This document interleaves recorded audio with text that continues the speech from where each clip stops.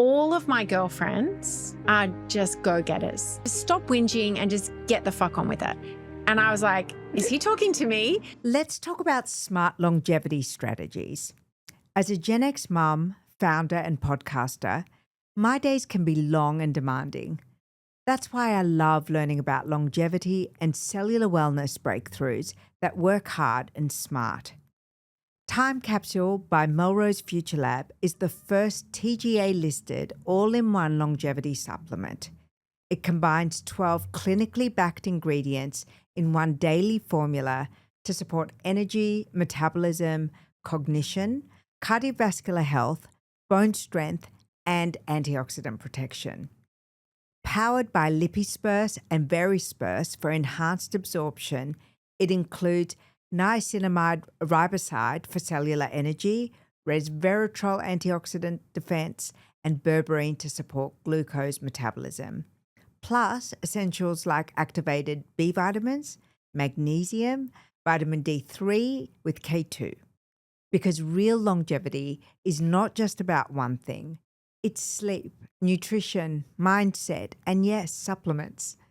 It's about everything working together. Time Capsule makes it simple. When I created the workshop, it came from a place of a real sense of purpose. And it really was born from being on extended maternity leave, feeling incredibly invisible, having spent all of that time building the brands of other people, not thinking about my own at all, and realizing that if that was me, someone who was in the world of personal branding, and I wasn't doing it for myself, then there would be so many people that had just not even thought about their brand.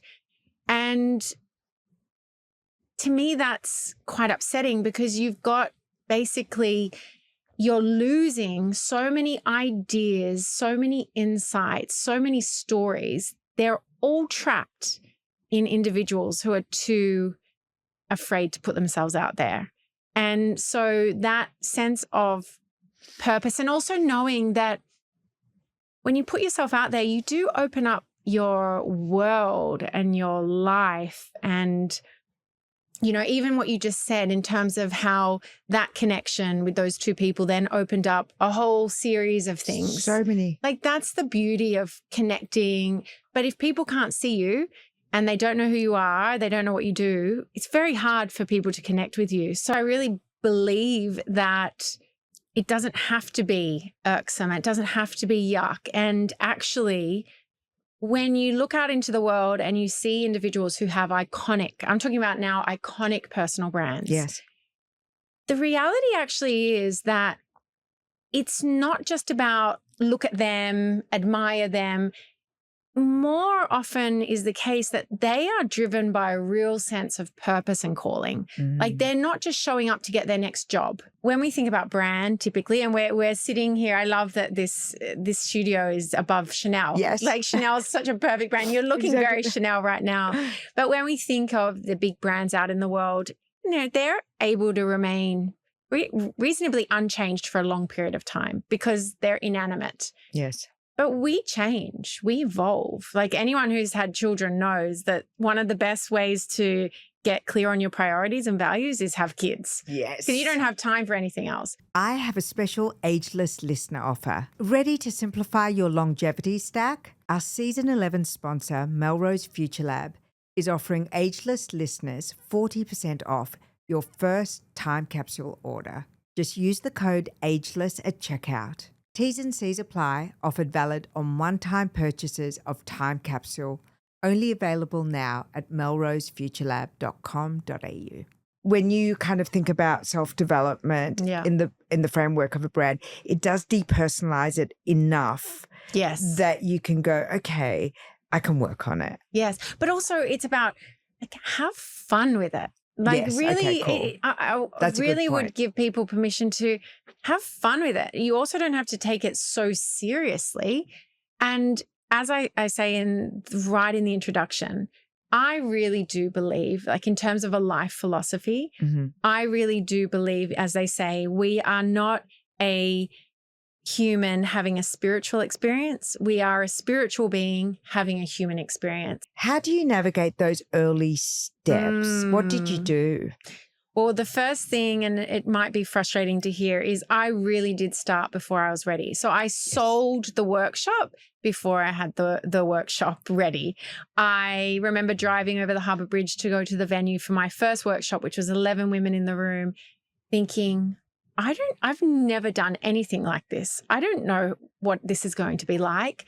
So I really did. It wasn't necessarily the deep end because it was quite a small, intimate group, but it was certainly starting before I was ready. My own journey proves that, because how it actually all started to come about was in a moment of frustration where I was just going around in circles. I was contemplating doing all different things. I was thinking launching a skincare brand, of an athletics wear brand. I mean, all of these crazy things. This is the experience I've had. I want to help women in business. No plan, no ulterior motive. What other things do you think you've done that have helped you step into universes that you previously didn't think you could belong in or lead or inhabit? A big part is that network piece. And as I said to you before, going from having this really busy international existence and feeling like I was very connected. And again, it was, there'll always be an element of people that are in your life because of what you can do for them. So I get that. I don't take that personally, but I was very complacent with relationship building. I had my close network, of course, and I love my friends and all of those things. But in terms of really using my position to network and to build relationships and to create personal influence, I didn't really do any of that. Whereas because I had that circuit breaker called maternity leave, and I could look at everything with clear eyes, I realized that the importance of expanding your network, creating relationships, but investing in those relationships, because then what happens is the bank of friendship, the bank of relationship. It all starts to, and people will say, like my friend, oh, I think you should come and speak here. Or I should. So opportunities, insights, your world starts to expand, your mindset starts to expand. And I'm sure you can relate to this in the sense of, when you're in a particular, so PR felt like a really tight knit. You felt like you kind of knew everyone. You were going to the same, I'm sure beauty, you go to the same events. It's always the same people, and which is wonderful because that can create that real closeness. Yeah. Do your research, get a sense of their credibility and who they're dressing, how they're dressing, and also connection. You do have to have that phone call and get a sense of, can I really vibe with this person? Because it's such an intimate, Nat, who I work with, she says it's like she's like a psychologist when she takes our clients shopping. Yes. I feel we would be remiss not to talk about red lipstick. Yeah, we definitely. And there's been quite a few people who have said that's been their favorite story and their favorite chapter. So would you like me to tell the story? I would love for you to tell the story. Okay. So the title of the chapter is Always Wear Red Lipstick, metaphorically speaking, but also literally. So the story goes that I was hosting a breakfast event for a product launch for Kerr with Miranda. And as I admit in the book, working alongside a supermodel who extremely beautiful, as we all know. And so she's amazing. Beyond beauty, she's attractive. And she's attractive and she's very powerful. And I would always shrink around her, not because of anything she ever said or did. You know, she's the most beautiful, loyal, open person you'll ever meet. The people that you're surrounding yourself with, it's when someone says to me, oh, I'm worried about tall poppy syndrome. I say, I've got the perfect solution. Go and plant yourself in a field of tall poppies. And when you're around people who, I look at my friendship circle, all of my girlfriends are just go-getters. They are out in the world. They're launching products. You've always been around famous people too. Superstars.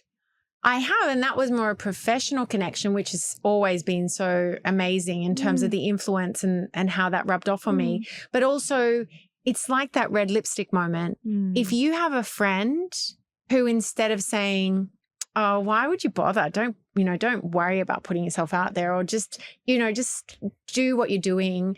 Or there are people that have friends who will put them down for trying, and make them feel bad. So you can't be a tall poppy around them. Yeah, you can't. And they're competing with you in some ways.